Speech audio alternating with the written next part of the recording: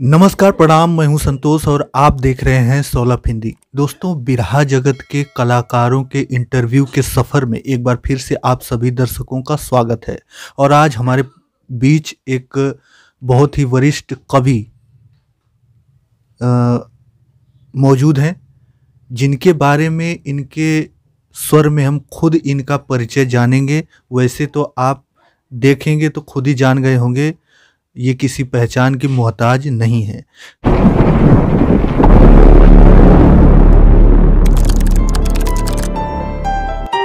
स्वागत है आपका, बहुत बहुत धन्यवाद।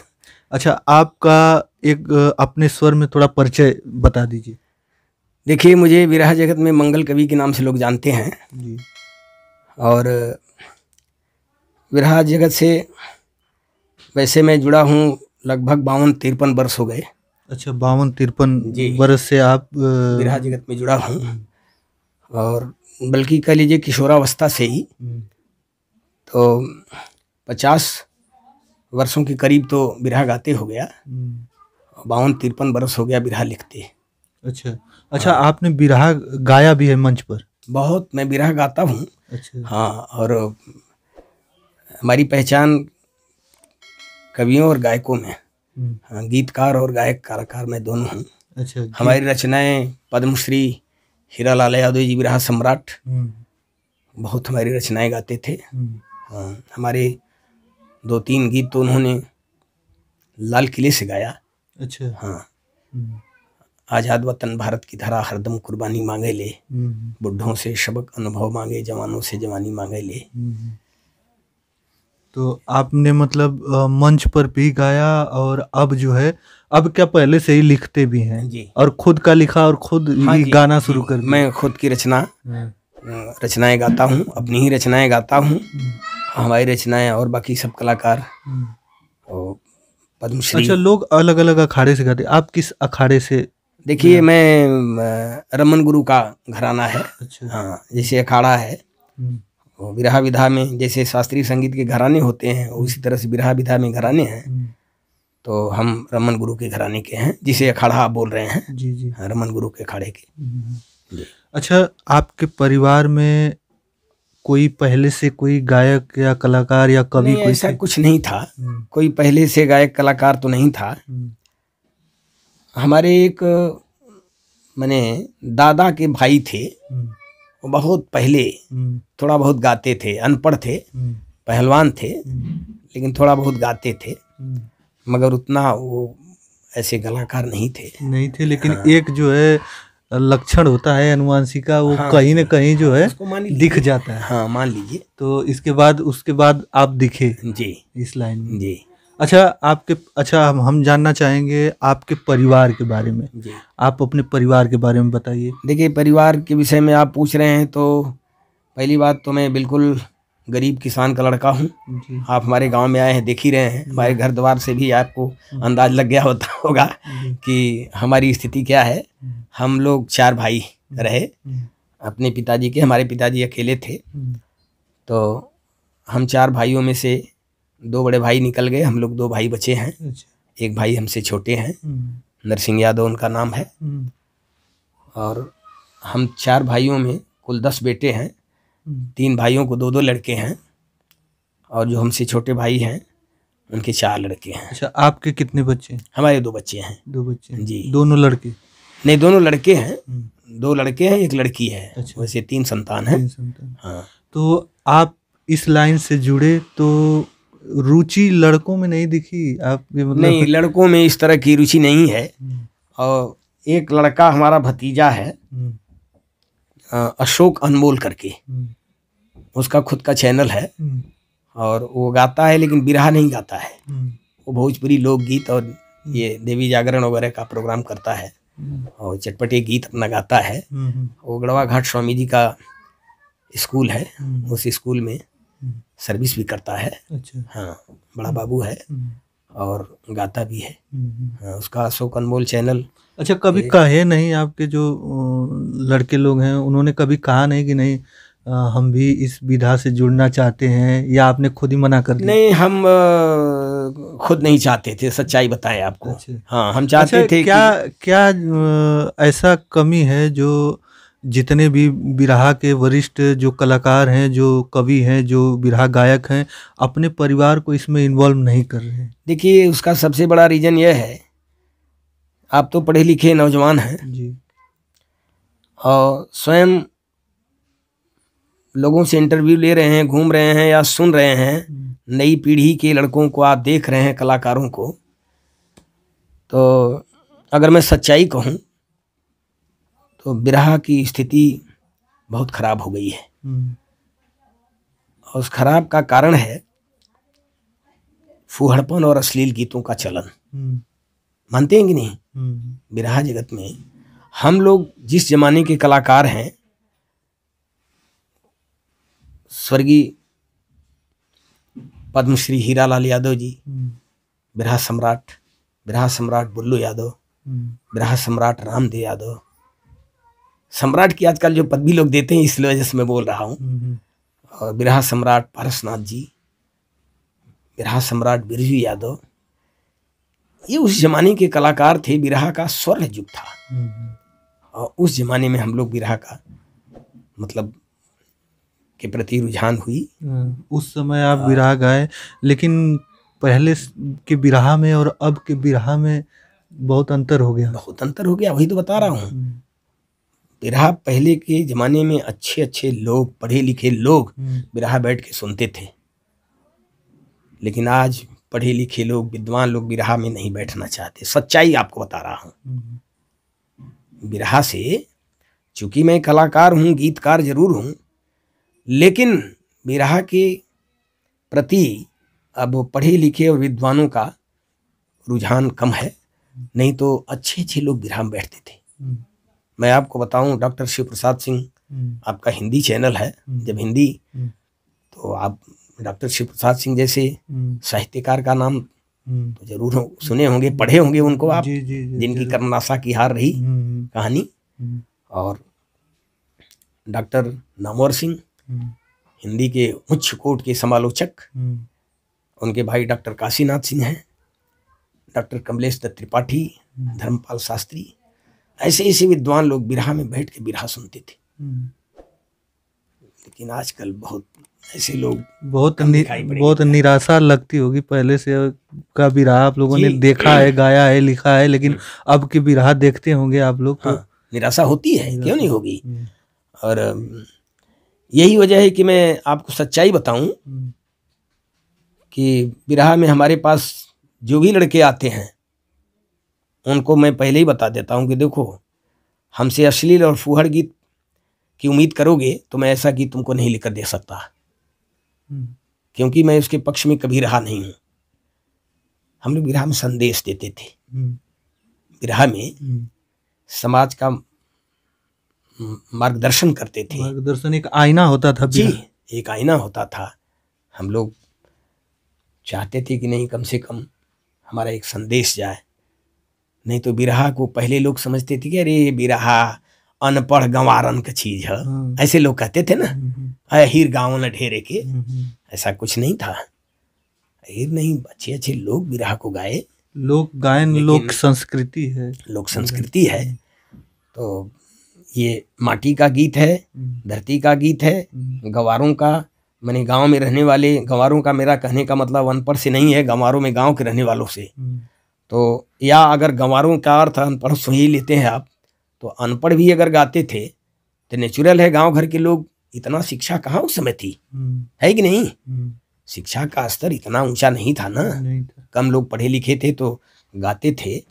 तो इसको मनोरंजन के तौर पे गाते थे जरूर, लेकिन इसमें भक्ति रस, वीर रस, श्रृंगार रस, बिरहा एक जो समाज को एक आईना दिखाने का काम किया करती थी, वो सब जो है धीरे धीरे अब विलुप्ति के कगार पर लग रहा है, विलुप्त हो रहा है। तो बस वही तो बता रहा हूँ ना, वो टीन एज वाले लड़के जो हैं, और ज़्यादा से ज़्यादा 30-32 साल, बहुत अगर मानेंगे तो 35 साल, इस उम्र के लड़के जो हैं, नौजवान, वही केवल अश्लीलता, नाचना कूदना, ये सब चीज़ें हम लोग नहीं पसंद करते।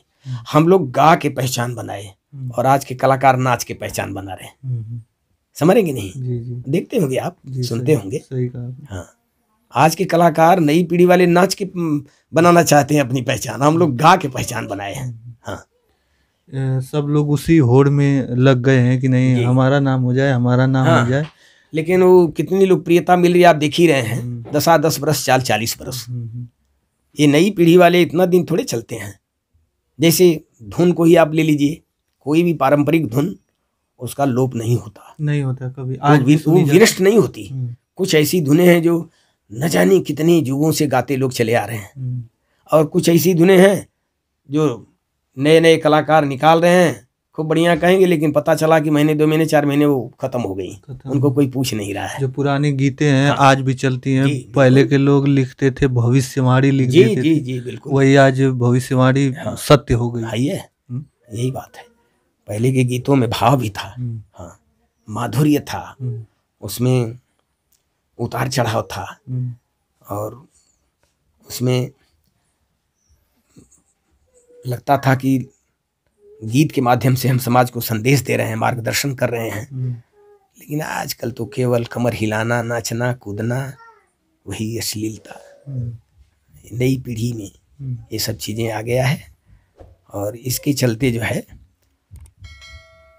नहीं तो बिरहा का कभी जमाना था, था स्वर्ण युग था। और बिरहा तो अब भी लोकप्रिय है, तब भी लोकप्रिय था, लेकिन थोड़ा सा इसमें जो अश्लीलता आई है, हाँ, उसके वजह से परिमार्जन हो जाए थोड़ा, इसको हम लोग चाहते हैं, लेकिन देखिए कोई चीज जब एक बार हावी हो जाता है ना, तो उसको थोड़ा सा सही करने में समय लगता है, समझे कि नहीं? पढ़े लिखे समझदार लोग हैं, लोक गायन को ढूंढते हैं। हाँ, और अच्छी चीजों को, वो जो अच्छी चीजों का सृजन करते हैं, हाँ, खोजते हैं कि नहीं। हम लोग बैठते हैं बिरहा में, हम लोग बिरहा गाते हैं ना, अभी भी पढ़े लिखे लोग बैठते हैं, आपको सच्चाई बताऊं, क्योंकि वो जानते हैं कि पुराने कलाकार हैं, और कुछ गाएंगे, और ये फूहड़ नहीं गाएंगे, अश्लील नहीं गाएंगे, ये नाचेंगे कूदेंगे नहीं। गाना अलग बात है, नाचना अलग बात है। अच्छा, एक बात मैं जानना चाहूंगा कि कभी आप मंच पर हो और कोई अश्लील आपके सामने गाया हो? हाँ, ऐसा कभी हुआ है?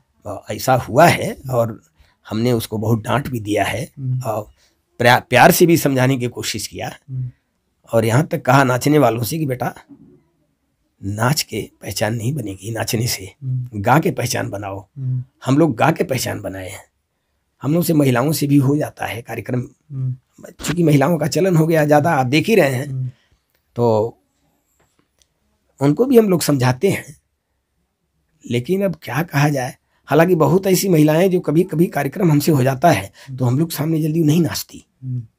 अब चाहे जो भी उनके अंदर भाव हो, चाहे हम लोगों के रिश्ता के वजह से सम्मान करती हूँ, लेकिन कुछ तो उसमें ऐसी हैं वो अपना धड़े पे जो चल रही है ना, शुरू कर दिया तो कर दिया, नहीं आती है। आज भी जो गायिका हैं जो पहले से गा चुकी हैं, और अभी भी उनकी भी मजबूरी हो गई है कि जमाने के साथ आप नहीं चलेंगे तो पीछे छूट जाएंगे। नहीं तो यही ना बर्बादी का कारण, यही है ना, बिरहा के लोकप्रियता घटाने का यही कारण है ना।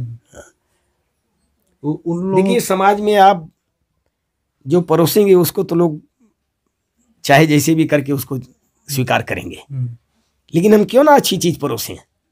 आप मेरे यहाँ जो आए हैं, आपको मैं जो खिलाऊंगा वही खाएंगे आप ना, लेकिन हमारी ये कोशिश होनी चाहिए कि अच्छी चीज खिलाएं, तो क्यों ना हम अच्छी चीज दें। जब अच्छी चीज देंगे तो अच्छी चीज सबको अच्छी लगती है, अच्छी चीज किसी को बुरी नहीं लगती है, और बुरी चीज कुछ है लोगों को अच्छी लगती है, जो उसको पसंद करने वाले हैं, बाकी लोगों को नहीं अच्छी लगती है। कुछ लोग पसंद करते हैं, जैसे कुछ लोग पसंद करते हैं कि नहीं, उन लोग वही देखते हैं। हाँ। और कुछ लोग थोड़ा सा इसलिए देख लेते हैं कि अरे क्या गाया है। हाँ। हाँ।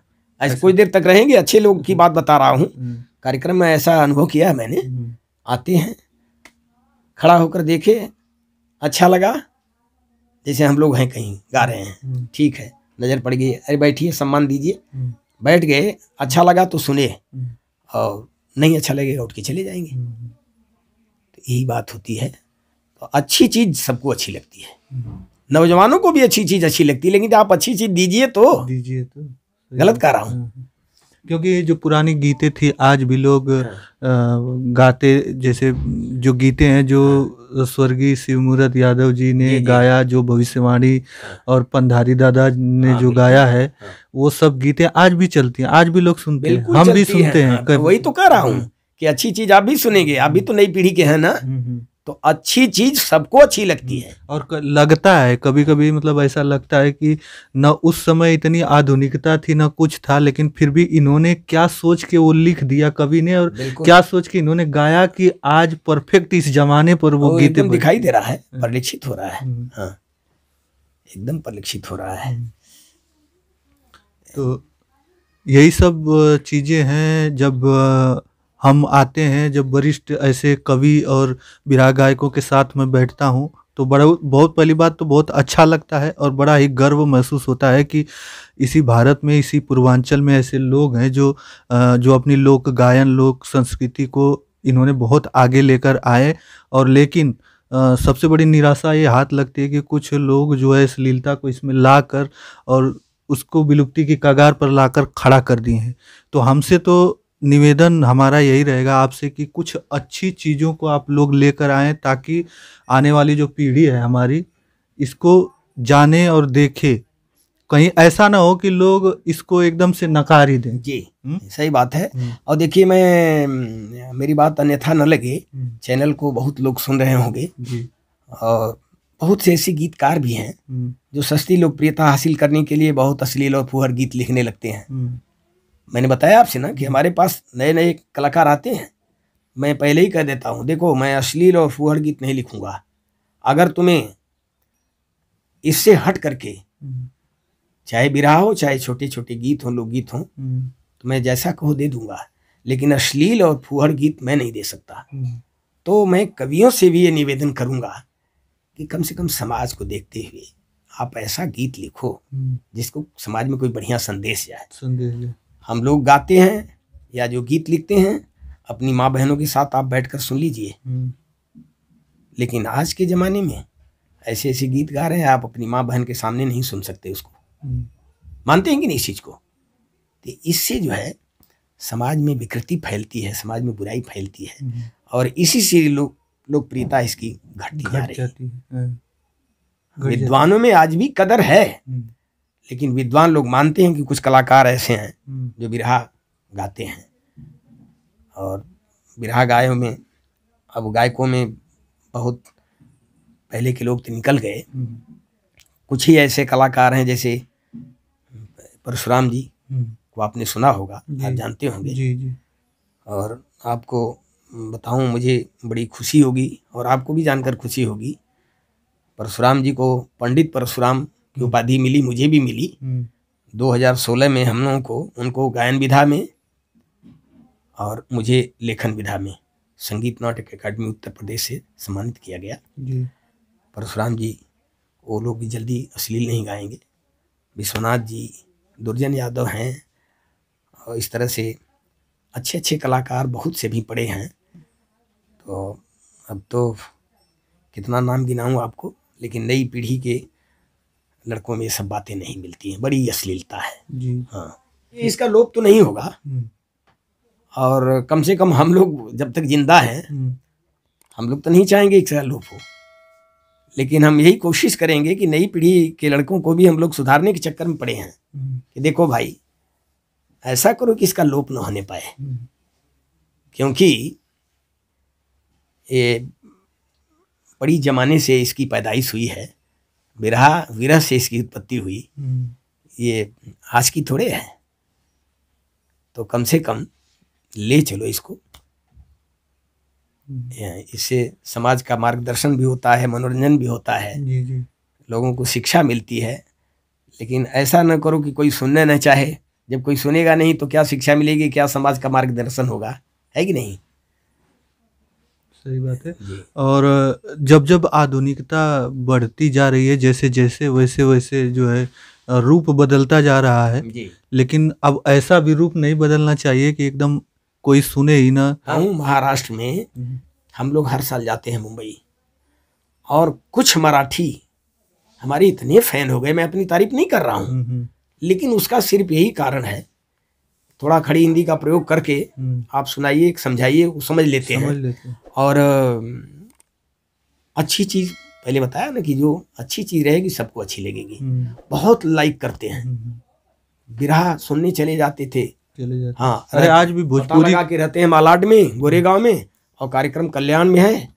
मैं सच्चाई आपको बताऊं, कई बार हमारे कार्यक्रम में यहाँ मलाड के रहने वाले मराठी सब चले गए वहाँ सुनने बिरहा।